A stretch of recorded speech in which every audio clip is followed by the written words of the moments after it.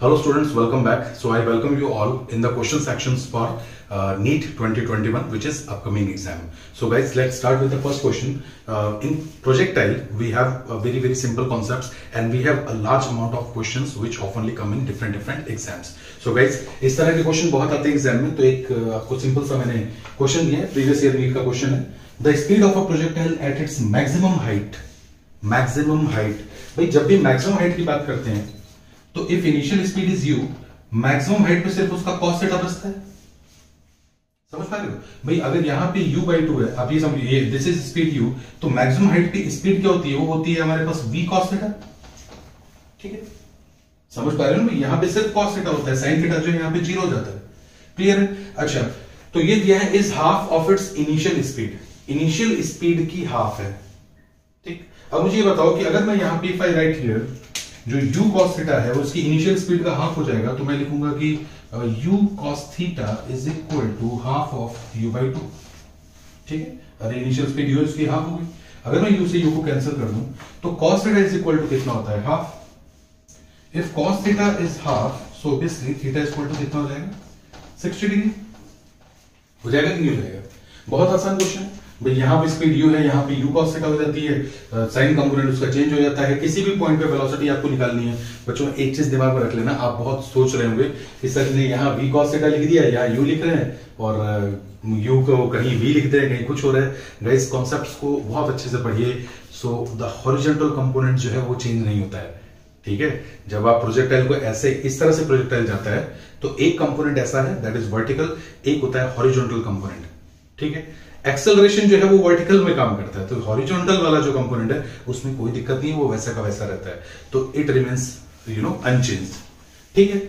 अच्छा, second question जो है, एक वो सेकंड क्वेश्चन मैं आपको वर्बली बताना चाहता हूं कि मेरे को ज्यादा लिखने में समय चला जाएगा, लेक्चर की लेंथ बड़ी हो जाएगी और अपलोडिंग में समय लग जाएगा. तो गाइस, सेकंड मेरा क्वेश्चन ये है कि अगर आपके पास दो लेंस हैं, आपने कॉम्बिनेशन बनाया, आपने कहा कि भाई आपके पास दो लेंस हैं, फोकल लेंथ f1 है और f2 है.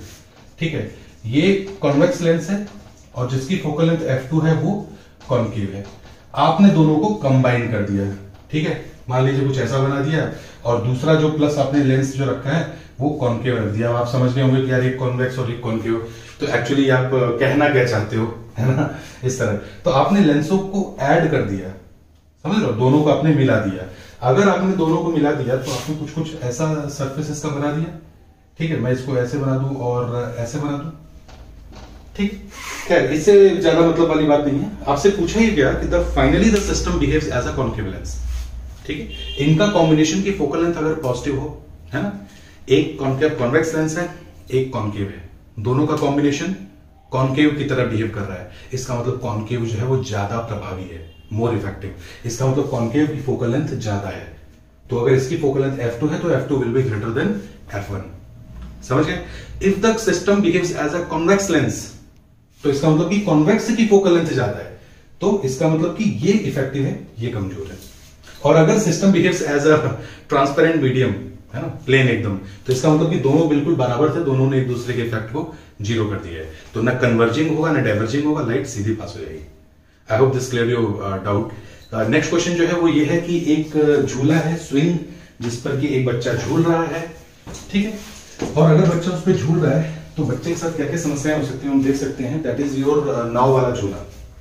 नाव वाला झूला होता है ना, तो इस नाव वाले झूले पे आप खुद सोचिए कि यहां से क्लैंप किया मैंने कोई पॉइंट, और मैं कह रहा हूं कि भाई बच्चा जो है वो ऐसे झूल रहा है. ठीक है, ऐसे मतलब किसी भी पॉइंट पे, किसी भी पॉइंट पे. So if the sitting child stands up, बच्चा जो है जो बैठा हुआ है वो अचानक खड़ा हो जाए, तो अगर वो अचानक खड़ा हो जाएगा तो क्या होगा? होगा ये कि उसका टाइम पीरियड डिक्रीज हो जाएगा. अब आप पूछेंगे सर कैसे, तो चलिए कॉन्सेप्ट बता देते हैं. कॉन्सेप्ट ये है बच्चों कि time period t is equal to 2 pi root of l upon g, है ना. अब l क्या है? आप बोलेंगे सर लेंथ है, जिस रस्सी से बांधा है उसकी लेंथ है. होता भी यही है और बच्चे समझते भी यही है, पर ये एग्जैक्ट डेफिनेशन नहीं है. जो ये l लेंथ है वो पॉइंट ऑफ सस्पेंशन और दूसरा जो मास है उसका जो है क्या कहते हैं, सेंटर ऑफ मास, है ना. यानी कि पॉइंट ऑफ सस्पेंशन और यहां जो मास है उसके सेंटर ऑफ मास के बीच की डिस्टेंस होता है. सेंटर ऑफ मास, अगर बच्चा बैठा हुआ है तो मैं उसको इतना सा मान सकता हूं, तो उसका सेंटर ऑफ मास ये है. तो लेंथ कितनी रहेगी L। लेकिन अगर बच्चा अपनी जगह से खड़ा हो गया, समझो मैं एक पॉइंट पे बैठा हूं तो मैं इतना सही समझो किसी जगह बैठा हूं तो मेरा सेंटर ऑफ मास यहाँ है, लेकिन अगर मैं अपनी जगह से खड़ा हो गया तो सेंटर ऑफ मास भी ऊपर चला जाएगा, मेरा सेंटर ऑफ मास भी ऊपर चला जाएगा। तो अगर बच्चा जो है मान लीजिए इस पॉइंट पर है तो पहले लेंथ ये थी, बच्चा जैसे ही खड़ा हो गया अब उसकी जो लेंथ, क्योंकि अब उसकी लेंथ बच्चा खड़ा हो गया तो उसका सेंटर ऑफ मास जो है जो पहले नीचे था वो सेंटर ऑफ मास अब ऊपर आ जाएगा, यहां पे आ जाएगा। तो पहले आपको ये लेंथ लेनी पड़ रही थी, लेकिन अब आपको पॉइंट ऑफ सस्पेंशन और सेंटर ऑफ मास दोनों के बीच की लेंथ लेनी है, तो अब आपको ये वाली लेंथ लेनी पड़ेगी। तो इफेक्टिव लेंथ कम हुई कि नहीं हुई? इफेक्टिव लेंथ अगर कम हुई तो T directly proportional to root of L से आप निकाल सकते हैं कि L कम होगा तो टाइम पीरियड भी कम हो जाएगा। ठीक है, ये वाला क्वेश्चन भी आपसे हो जाएगा। और कौन सा क्वेश्चन था अभी? और क्वेश्चन ठीक है, ये दोनों क्वेश्चन हो गए। अब क्वेश्चन हमारे पास आता है एस्केप वेलोसिटी का। एक क्वेश्चन है कि 11.2 किलोमीटर पर सेकंड से एक बॉडी को एस्केप करवा दिया जाता है। ठीक है, मैं वैसे ही लैंग्वेज लिख रहा हूं, एस्केप करवा दिया जाता है, एस्केप करवा दिया जाता है। If the same body, speed बढ़ा देना भाई यूट्यूब की यहां पे, है ना। If the same body is throne with 45 degree, ठीक है, यहां पे ऐसे 11.2 किलोमीटर पर सेकंड से एक बॉडी को वर्टिकल यानी सीधा ऊपर, वर्टिकल मतलब सीधा ऊपर डायरेक्टली, वर्टिकल एस्केप यानी कि निकाल दिया उसको। एस्केप समझ गया ना, अरे भाग गया। एस्केप मतलब नो एस्केप एक बड़ी अच्छी मूवी है हॉलीवुड की, उसका प्रमोशन कर रहा हूं मैं। देखो एस्केप का मतलब है कि सीधा वर्टिकल फेंक दिया उसको, वर्टिकल एकदम। ठीक है, अगर उसको सीधा फेंकने की बजाय 45 डिग्री पे फेंके तो एस्केप स्पीड कितनी होगी, बस। तो बच्चों ऐसा है, अब escape speed is independent of angle पे डिपेंड नहीं करता। अगर पृथ्वी के गुरुत्वाकर्षण से किसी चीज को मुक्त करवा देना है, मतलब अर्थ के ग्रेविटेशनल फील्ड से किसी चीज को फ्री कर देना है, एकदम भगा देना है दूर, एकदम अंतरिक्ष में, स्पेस में फेंक देना है, so that thing is independent of angle. Escape speed का फॉर्मूला होता है v is equal to root of 2gm/r। कहीं से भी थीटा पर डिपेंड नहीं करता है ये। इसका मतलब ये हुआ कि 45 से फेंको चाहे 50 से फेंको, escape speed will be constant.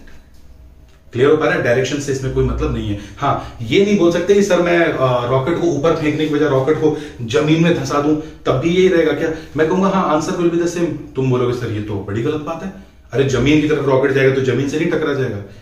तब मैं आपसे पूछूंगा भाई जो तुम्हें एस्केप करवाना है तो एस्केप करवाना किधर है ये भी तो देखना पड़ेगा ना भाई। जमीन अगर टकराई तो मतलब तुमने बीच में मास उसके रख दिया, तो मैंने कहा बीच में मास तो भाई अगर ऊपर रॉकेट जा रहा है, सडनली तुम कहो कि सर मैं छोटा मोटा एस्टेरॉइड जो है उल्का पिंड लाके रॉकेट से भिड़ा दूं तो मैं कहूंगा नहीं जाएगा, और क्या, क्योंकि तुमने मास बीच में रख दिया। तो बीच में मास नहीं रखो, तो कहीं से भी स्पीड से फेंको, that will be going into the space. So I hope it clear your doubts, है ना। सो मिलते हैं नेक्स्ट क्वेश्चन सीरीज में। Thank you.